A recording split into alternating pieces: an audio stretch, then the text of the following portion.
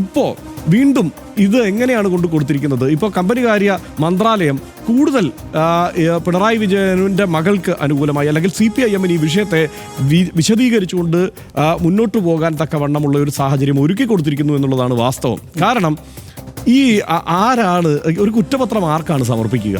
കുറ്റപത്രം ഏതെങ്കിലും ചാനലിൻ്റെ മുറിയിലാണോ സമർപ്പിക്കുന്നത്? കുറ്റപത്രം കോടതിയിലല്ലേ സമർപ്പിക്കേണ്ടത്? ഈ വിഷയത്തിൽ എവിടെയാണ് SFIOയുടെ കുറ്റപത്രം ആദ്യം കിട്ടിയത്?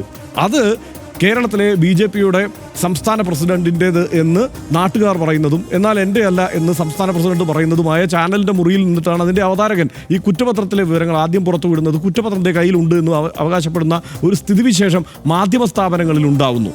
അപ്പോൾ സ്വാഭാവികമായും അവർക്ക് പറയാമല്ലോ, ഇത് കണ്ടോ, കൃത്യമായ ഗൂഢാലോചന നടന്നിരിക്കുന്നു. കമ്പനികാര്യ മന്ത്രാലയം തന്നെയാണ് SFIO ഇതിന് ചുമതലപ്പെടുത്തിയിരിക്കുന്നത്. ആ SFIO ഇതാ ഇപ്പോൾ കുറ്റപത്രം സമർപ്പിക്കുന്നതിന് വേണ്ടി കമ്പനികാര്യ മന്ത്രാലയത്തിൻ്റെ അനുമതിയോടെ സമർപ്പിക്കുന്നു.